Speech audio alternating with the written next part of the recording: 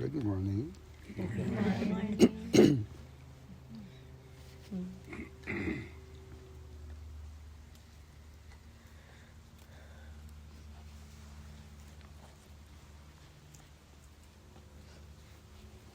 I asked Coda to play this song because I was listening to it early this morning. And there's a line in it, the highway is for gamblers, better use your sense. Take what you have gathered from coincidence.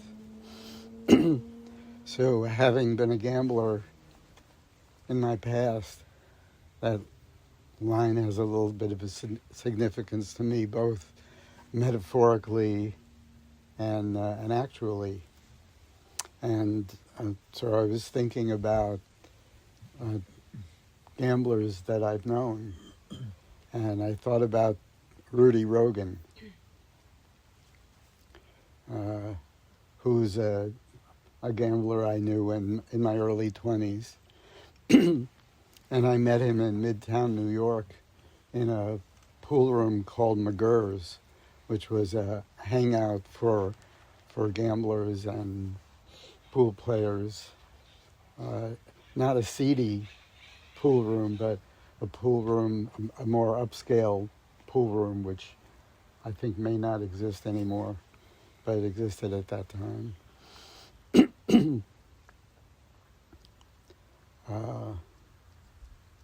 So I met Rudy Rogan there, and I got to know him a little bit.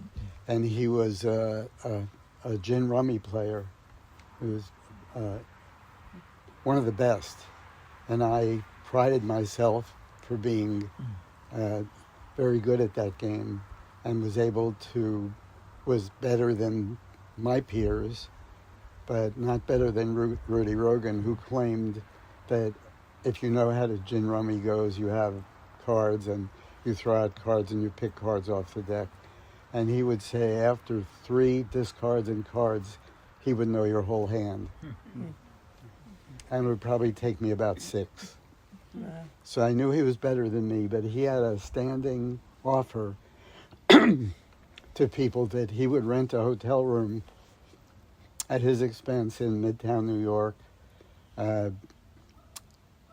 because we met at the pool room, and anybody he met in that situation, and he didn't live in Midtown New York, or maybe he did, I don't know, but I didn't.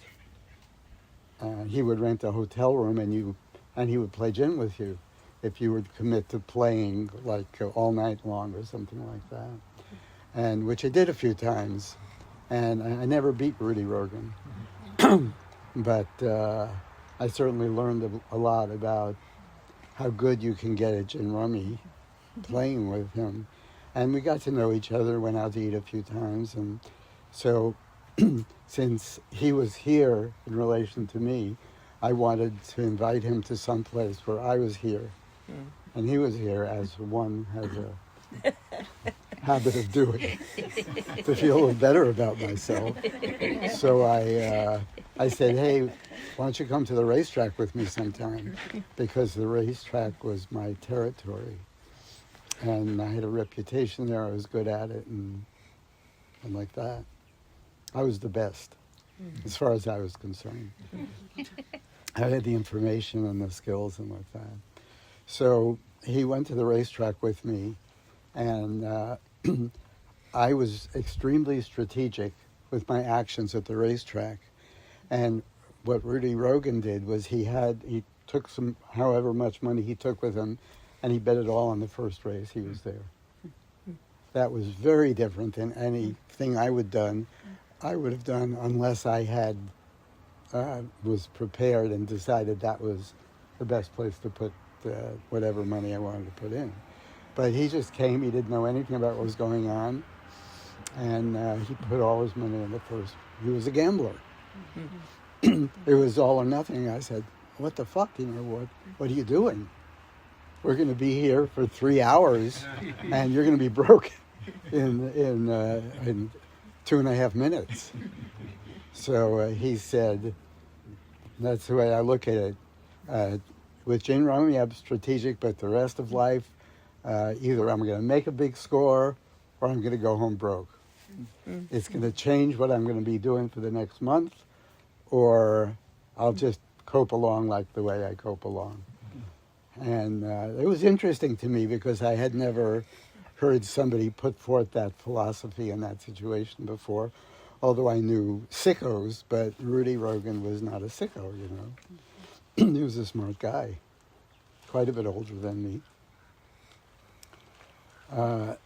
So I was thinking about him, highways for gamblers, better use your sense, take what you have gathered from coincidence. That line is that that the highway that I teach is for gamblers, because you're going to learn more,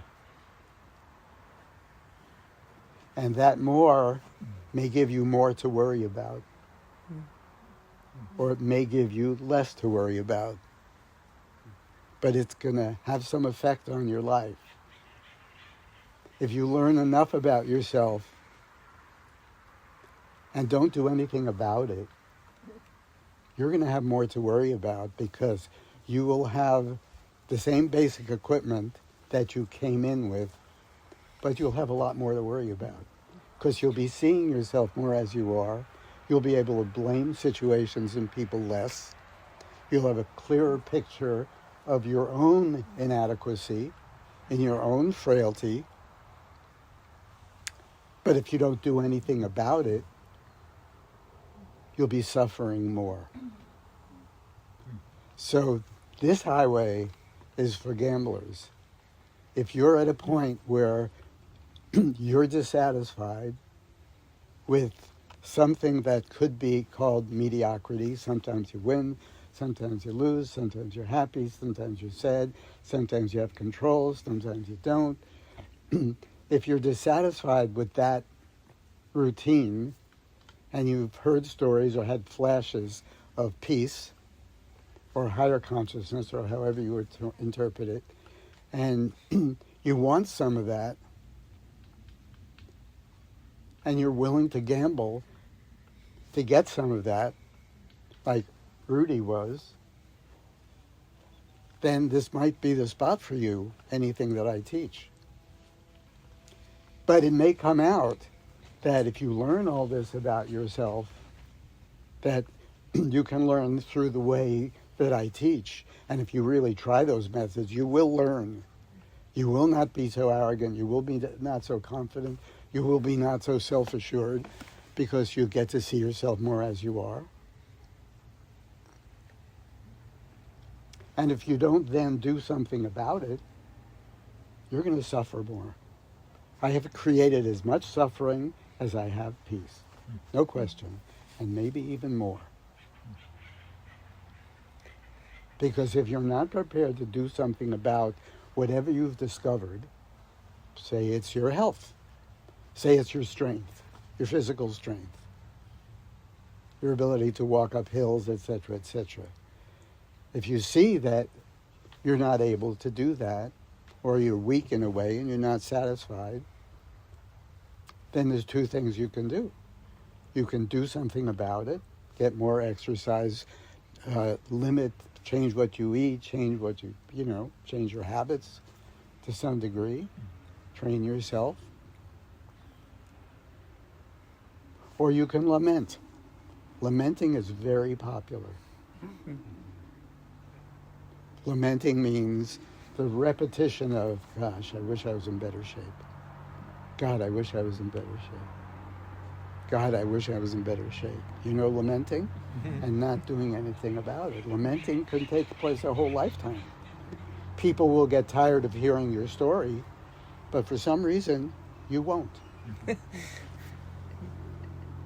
Or you'll do something about it. This teaching that I have is based on learning your weakness and doing something about it. If you learn your weakness and don't do something about it, you'll have more weakness in your awareness. What good is that? What have I done for you? I've given you more to lament about. Right now you have the mediocre things to lament about. You get by. You have coping devices. You work it out. A little of this, a little of that, a little decision, a little blame, a little self-pity, a little control, a little winning, a little losing. You have coping. But what if we piled on more of realization of your actual state? Then you'd have more to worry about. And if you didn't do anything about it, I would be supplying kind of a curse to you.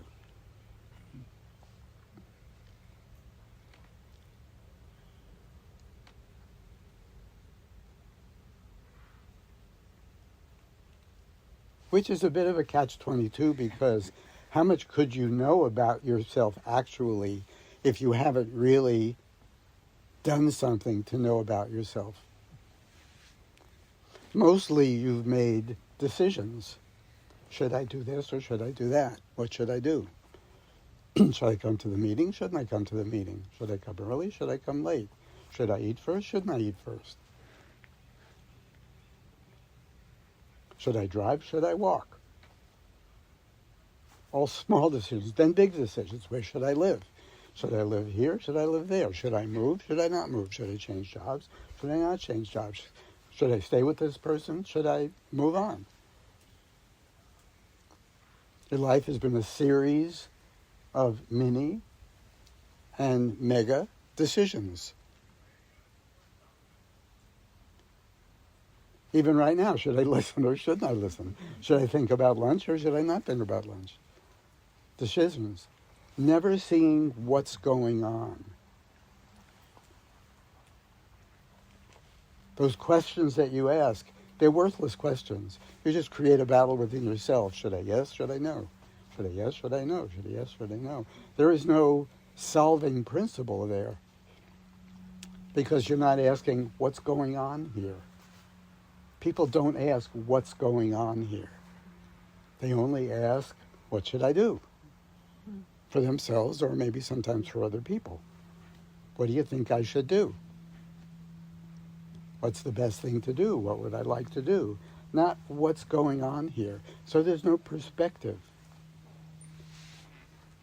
Nor do you have availability of perspective, because you're all wrapped up in here. I teach ways to get perspective, not ways to make decisions. Not how to think about yes or no, this or that, but ways to look at what's going on here. And you're part of the story of what's going on here. What's going on here is a person about the size of an ant in relation to the creation, who's putting hours and hours and hours of thinking about what they should do. That's what's going on here. Not what should I do.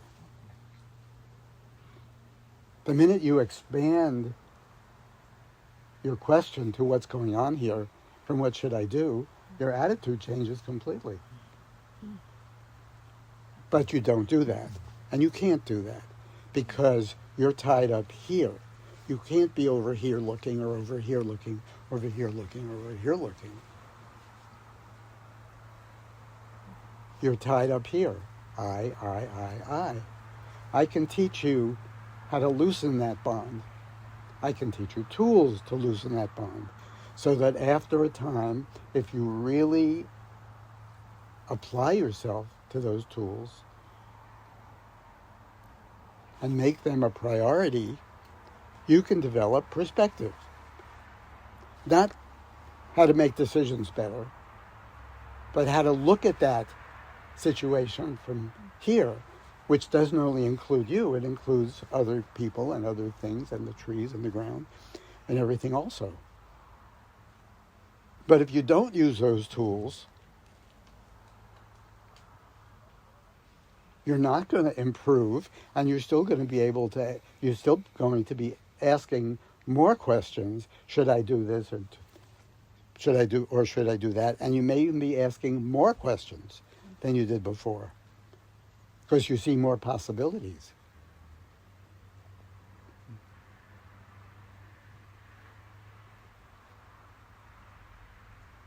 So the sequence of peace has to start somewhere. It doesn't start from wishful thinking.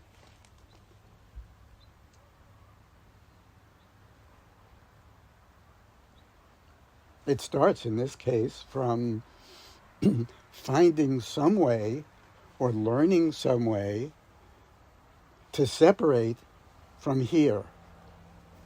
And to separate from here in a way that doesn't rip this off.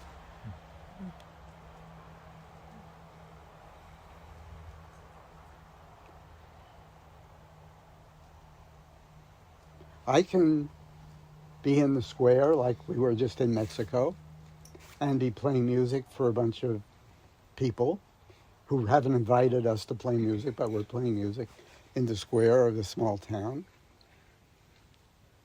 And I can enjoy the shit out of that situation and not lose the perspective of what's going on here. In that same moment, I can do that. You, of course, can't do that. The minute you start having perspective, you lose the enjoyment. That's a ripoff. I wouldn't want to lose the enjoyment. Life is full of opportunities to enjoy, and the possibility does exist for perspective and enjoyment.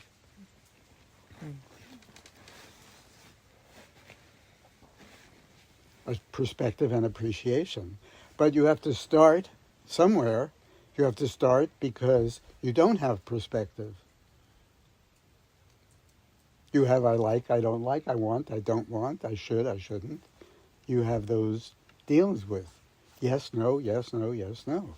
So you have to start with something that expands you away from here to over here, over here, over here, over here, so that you can see and ask the question, what's going on here, and get some kind of answer, which is not involving blame or self-pity or some I want or I don't want or some weighted balance for I want it to come out a certain way.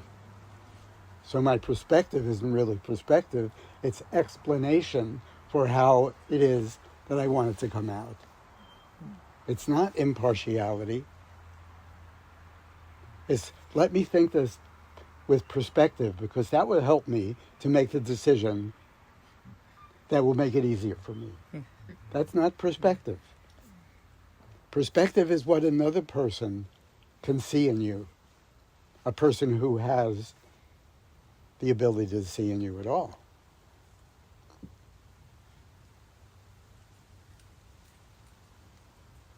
A person who can see in you that you're restless and you're fidgety, when your story is, I have a lot to get done and it's really important.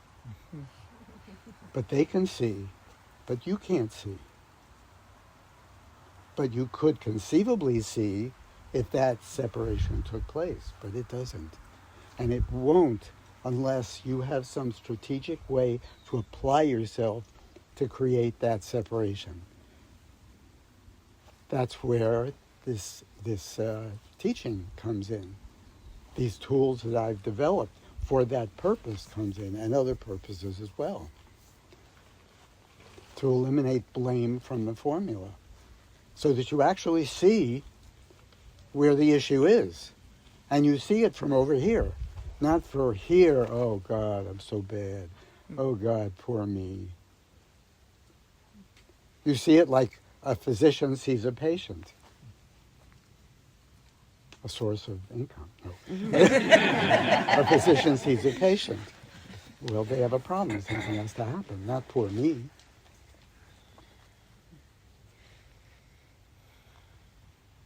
If it's poor anything, it's poor them. But we don't have that because we don't have a them. We only have an I. We have a me. We have a very big thing that exists, and then we walk around with it.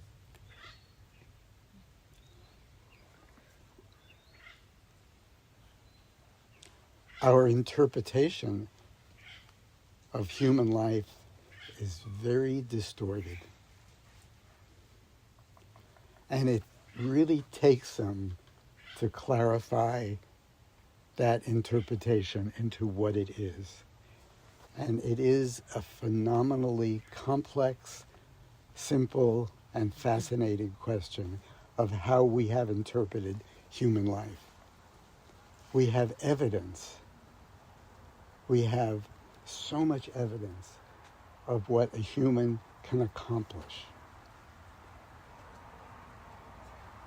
Build buildings, protect ourselves from environment, protect ourselves, control so that we have options. We have manipulated, and I don't mean that in a bad way, we have manipulated circumstance to such a degree that we can imagine that we're something that we're actually not. Imagine if a bird who can fly, what else can fly? Only a bird, a butterfly, but a bird can fly. Imagine what it could, how it could interpret itself. Looking down at everything else that can't fly and say, only I can fly. What would it be its interpretation? Well, God blessed me and didn't bless anybody else. That I am the crown of creation because only I can fly. Imagine that. How it would build its story because it could imagine how we built our story because we can make buildings. Think of all we can do. And our interpretation of that is that we're big, that we're significant, more significant than others. We are the crown of creation, as it's been said.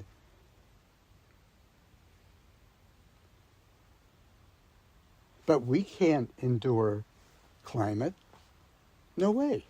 We can endure it because we can build buildings, but we're featherless. We can buy and invent downed jackets, but without those down jackets, we freeze to death, period. That's it. There are very few animals that are in that situation. We're in that situation. We can't protect from water. We can't protect from cold air. We can't protect from hurricanes. All we can do is insulate ourselves with our ability to build. But we ourselves are magnificently vulnerable to everything. We're weak.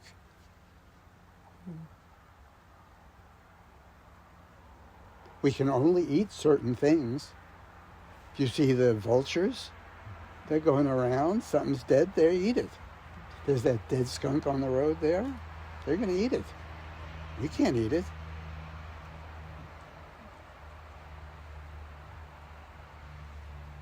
But what we can do is we can arrange to have the food that we can eat, the buildings that we need. We can build them bigger and higher and invent things and create things. And imagine that we're bigger than we are. And that imagination is a horrific burden. It creates the illusion that we have a purpose. Now, when we look at a squirrel, we don't think, well, you have a purpose. Purpose maybe to gather nuts and to make sure that such and such, and that's it. But our purpose is karmic. Our purpose is inherited. Our purpose is our talent. Think of the stories we've built because of our conception of ourselves that we're bigger. We are not bigger. We are unique. The bird is unique. The squirrel is unique. The trees are unique. All unique. But all equal creations of nature. All equal. We're 8 million ants walking around with the illusion that we're something other.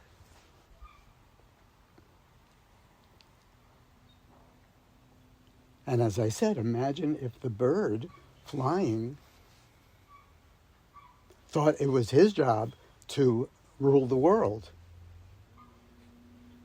to make the decisions, to take care of everything else, rather than the simple creatures that they are and the simple creatures that we are. We come and we go. Not that long a period of time. Just like everything else comes and goes.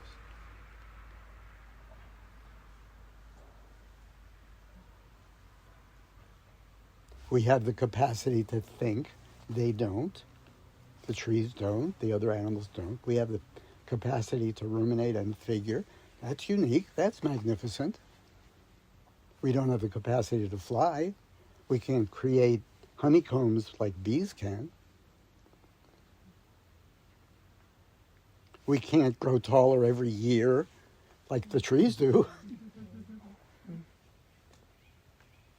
We can procreate like they do. We can do stuff. That's what we are. Our concept of our divine purpose, any different than its divine purpose or an ant's divine purpose, it's no more divine purpose. Why does it have to be? It only has to be because of our interpretation, which has come from the fact that we can accomplish so much externally in terms of what we can do. And we've misinterpreted our size. And we've created a hell for ourselves. That our problems are really big. But they're all really only our inventions.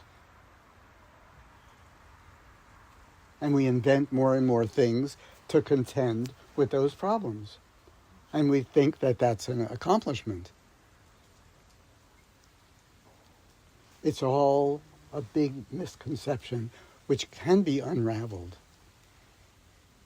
for gamblers.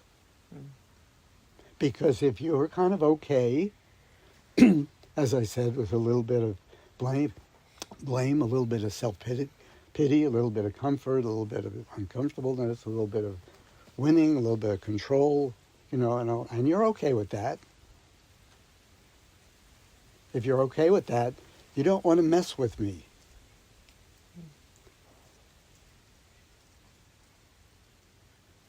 Because I will give you ways to see, and even knowing me is a way to see,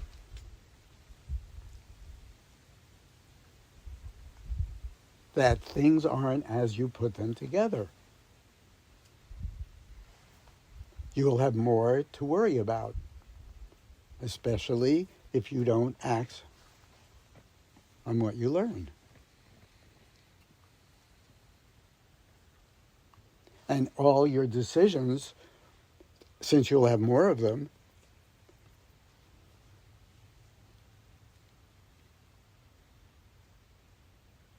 will be problematic. Like the tree, when it gets to the point where it's going to go this way or that way. So it's thinking, well, if I go that way, the sun will be there. If I go that way, my leaves will fall in the pool. I better ask Joe Hoare.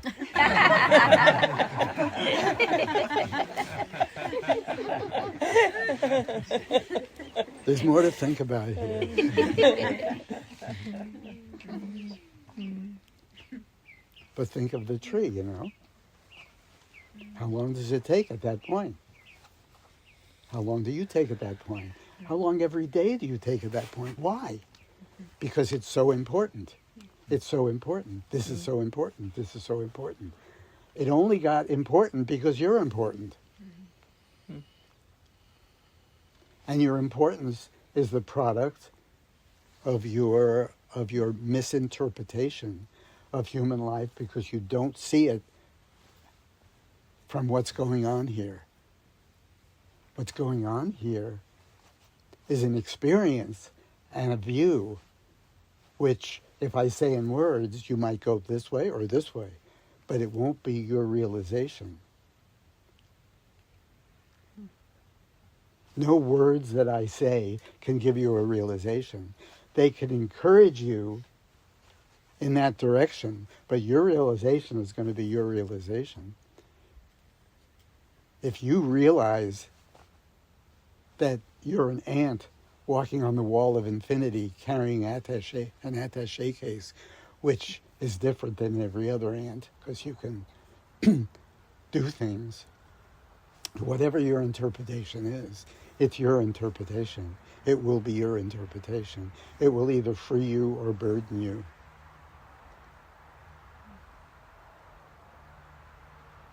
So the part that I play is critical, but it's not critical in terms of your interpretation.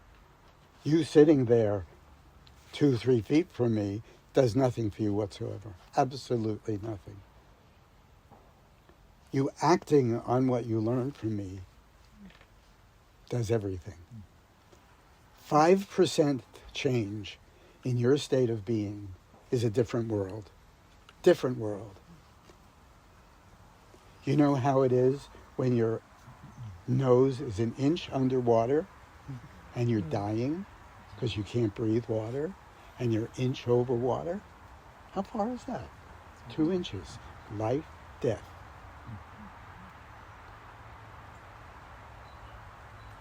Five 5% change in state of being changes what you think about, what you feel about, how you deal with things, your enjoyment, your lightness, everything. Because 5% of light is a lot of fucking light. Think of in a dark room.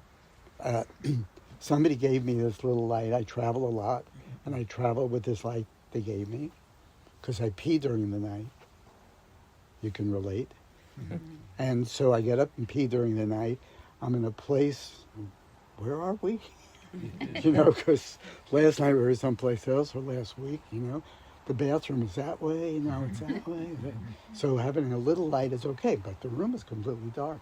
And this little teeny light changes everything. Little, cubic feet of darkness everywhere. Cubic inch of light makes it all possible. Whereas the other way around, light, little darkness, hardly noticeable. Light is powerful. 5% changing your proximity to actuality. Altering your interpretation, 5%. And there are people here who have experienced that. Is life-changing, definitely life-changing.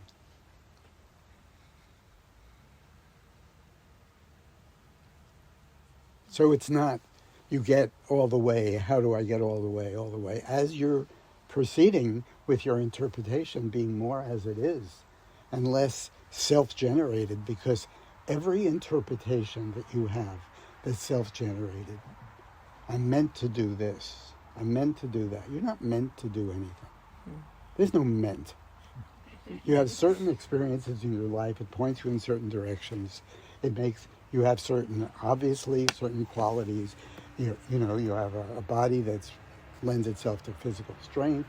You have a body that, you have a visual perception that allows you to draw. You have an auditory perception which allows you to hear one musical note from the other. You have that, that's basically, you're born with that kind of stuff. But that you're meant to play in Carnegie Hall, or that you're meant to produce them, that's all like a story that you developed. And when you develop a story, it's your story. You have to maintain that story. That's a full-time job, because it's a story.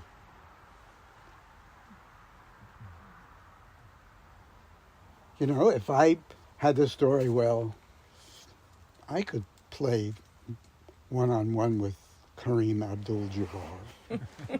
I could do that. I'd have to just maintain that story. Because it's a fiction. It's made up. It's a dream. I dreamt that I was playing basketball with Kareem. I'd have to maintain that story. Anybody who would say, come on, okay, you're not my friend. Anybody would say, yeah, I can see how that could be. Okay, we're buddies. So you sort who you know, who you don't know, what you do, what you don't do. Your stories are self-generated. Anytime you self-generate a story, I can control my environment. So I'll build a house and I'll be in there. Well, you can't control your environment. You can protect yourself from your environment, but you can't control the rain and the wind and the cold. You can move to a place where it's more moderate, and you imagine you're controlling your environment, but you didn't. And your house is your control or your safety from the dangers from without, but then you have to maintain your house. You have to insure your house. You have to repair your house. It's a full-time job for somebody. And if you want to like the inside of it, you have to decorate your house and then redecorate your house. And then redo the kitchen. And you have whatever your story is, if it isn't as it is, you have to maintain it. Well, we maintain much too much because our stories are much too fictitious. If they were closer to what is, we'd still have to maintain, but not as much. But in order to get that perspective, in order to get that 5% extra state of being, more light state of being, something has to happen that hasn't happened before. Hasn't happened yet. It's not going to happen because some other catalyst has to be injected there. And that's where some effort comes in that you haven't made before. Some effort that's interesting to you, that's fascinating to you, that's curious to you, that you can do. Some alteration of priorities of something that you're willing to back off on a drop so that you can do that. So if you're busy all the time and you're maintaining whatever you're maintaining and you don't have time, your attitude could be very open, but your schedule is closed. You won't be able to alter those priorities. It's not like you have to give up your family and change your diet. It's just little alterations. But you do have to alter your priorities to some degree. If that 5% change hasn't happened, if you don't recognize definitively that you're a different person, that you view differently, that you feel differently about the world, about yourself, about other people, about how it all works together, if you haven't done that, then there is no question that only one thing has not happened, is you have not altered your priorities to try to do the things that I've suggested, which are very doable, and not requiring you to give up hardly anything except a little bit of your priority. So if you're lamenting, I can't get myself to do this, I can't get myself to do this, it's a wasted question. Because this highway is for gamblers. If you're still asking those questions, and you've been around for years and years, you're asking the wrong question. You're supposed to be asking what's going on here and developing the tools and the ability to ask that question.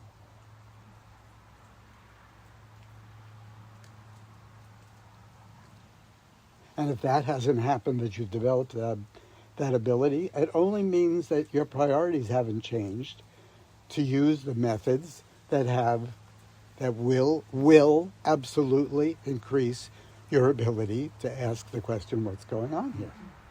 Not only what do I want, but what's going on here?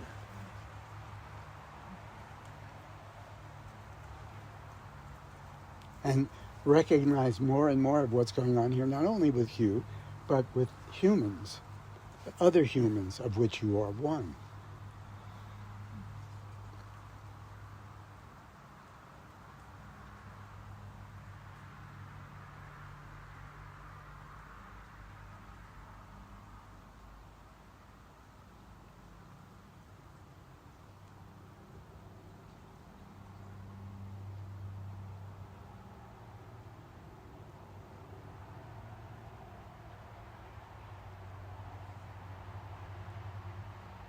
So meeting Rudy Rogan in my early 20s did not change my attitude toward gambling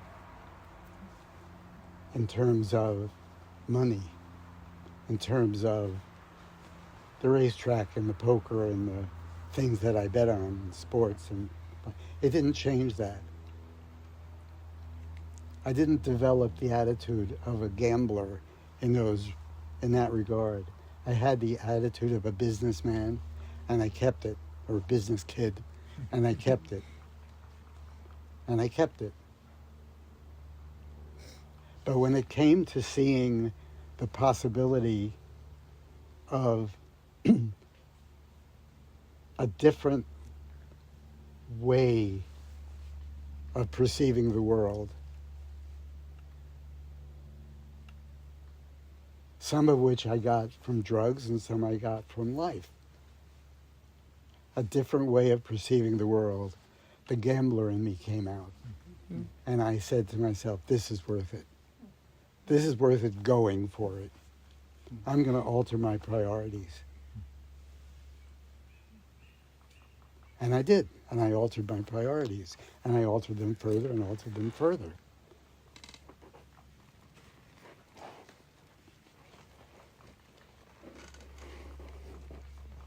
So it may be that in other things you haven't found the gambler spirit in you. But I'm not promoting finding the gambler spirit in you in Reno.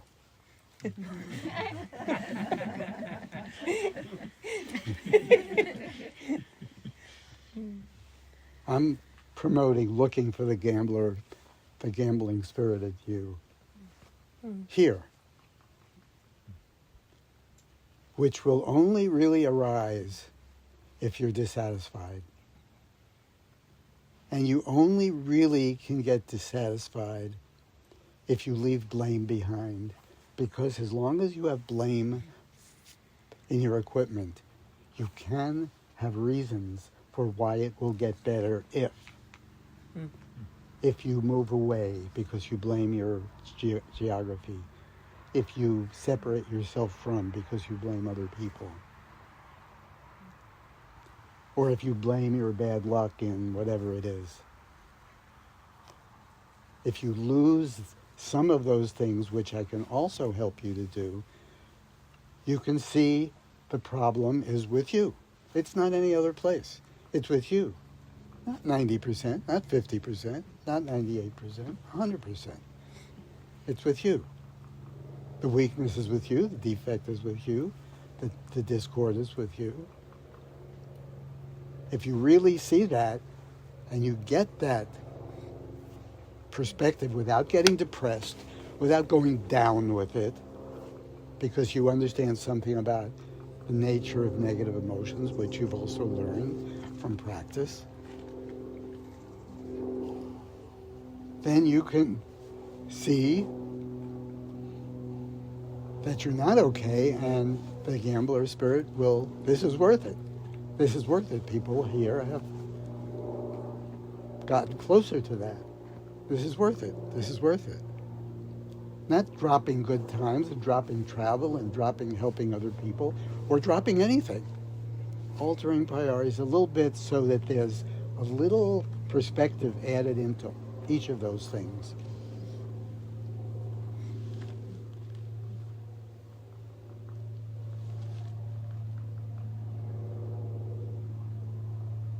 We just came back from Mexico and we did little good times. We did a little helping of other people. We did a lot of helping of other people.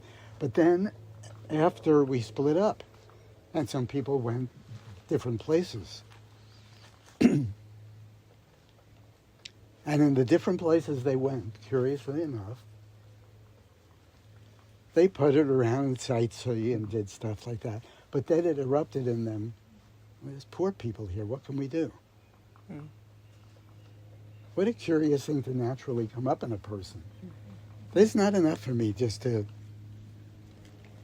take it from the sights and the sounds and the things. There's people here. That awareness was there for them. How did it get it there for them? have that dissatisfaction of I want to see this thing, I want to do this thing, I want to eat this thing. You know, it kind of decreased a little bit and filled up with something else. The world needs something. People need something. There's poor people here. There's orphans here. There's, people in need here. What can I do? So much capacity for humans in their natural form. Not so much capacity in their normal form, which is basically I, competition, winning and losing, satisfaction and dissatisfaction.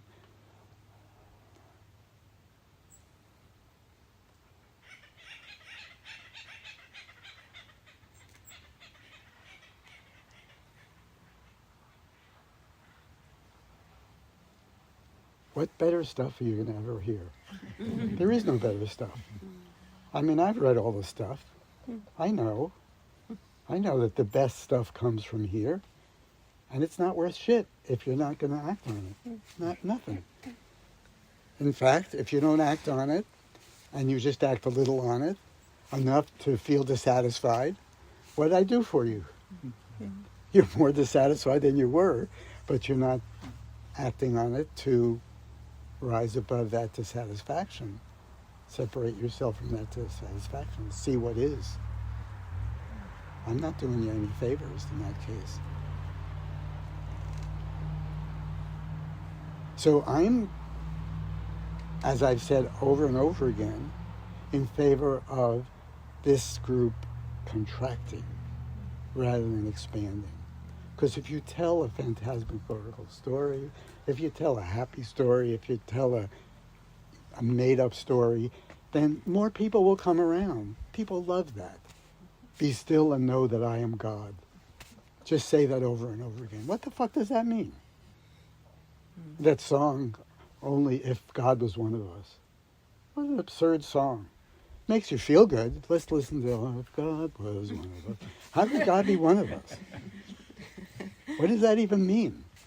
What is your interpretation of the supreme energy that it's going to be one of us? How did we get this one of us?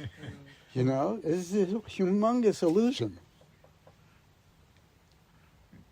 But if you tell stories like that, and you sing songs like that, and you get other people to do it, this whole property wouldn't be big enough.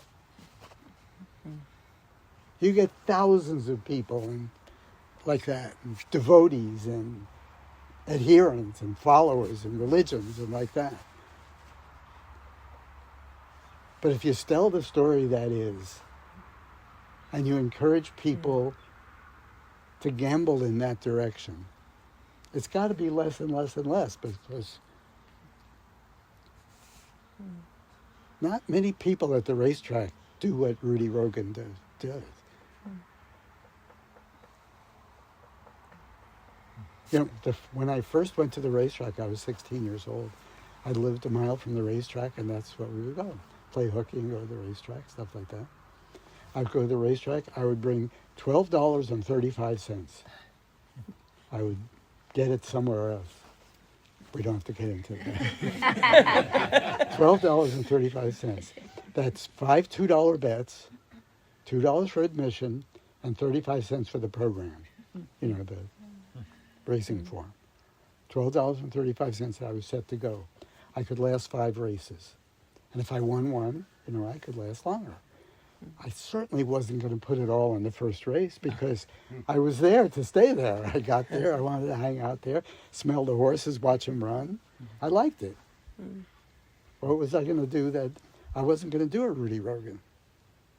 I was just kind of okay to be there. Most of the time I would leave without my $12.35, most of the time, especially when I was 16 years old. And that was okay. So if you're okay with a little of this, a little of that, a little of this, a little okay, then you haven't found your gambler spirit. One of two things can happen. Either you get hooked up with these guys, you use the tools a little, you get to see that you're not the victim, you're the criminal. You're not the victim, you're the criminal. You're not the victim, you're the criminal. You get to see that clearly, not theoretically, but in the moment, in the next moment, in each moment. Then you're at a cusp. It's like the tree is. Not such an easy cusp. What should I do now? This is challenging. What should I do now? And some people stay at that cusp for years. But if you want to go toward peace, action is the answer. Lamenting isn't the answer. Wondering what to do isn't the answer. Action is what the answer. Acting on what you've learned, altering your priorities to act more on what you learned, whatever the tools are, whatever the dynamics is. That doesn't mean moving here. That doesn't mean talking more. That doesn't mean anything but doing what you have to do to create more of that separation, to create more of that understanding, more of that experience. There's no other questions, really. Act or don't act. The lamenting is a waste of time. Getting other people to weigh in on what you should do, waste of time.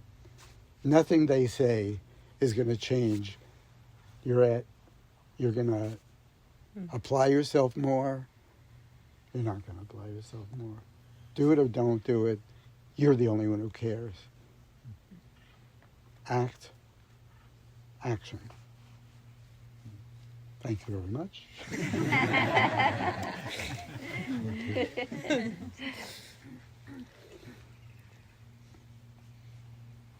I'll be glad to answer any stupid questions you have to ask.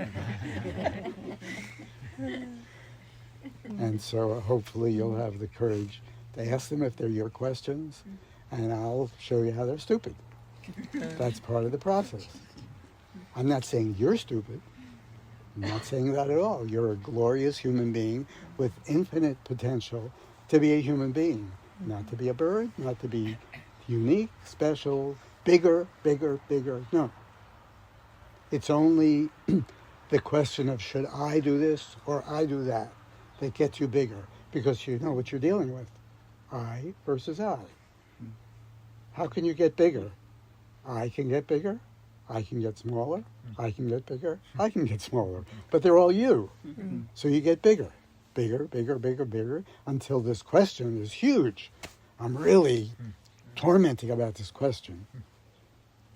How'd you get to tormented about it? Because I versus I, no perspective. No perspective. I can't believe this ant is worrying. You know, Meher Baba had the answer. Don't worry, be happy. Don't worry, be happy. Of course, he was totally oblivious to how you should do that. He didn't have a clue how you should do that, but he was right. Don't worry, be happy. There's nothing to worry about, and being happy is our natural state. But did he have any idea how far away we are from that? How big we've gotten? That we can invent? That we can create? That we can build things to make us appear like we're in control? Did he have any idea? No. I have an idea. You have an idea. You have a better idea than all the spiritual teachers have, because you're part of this world of illusion.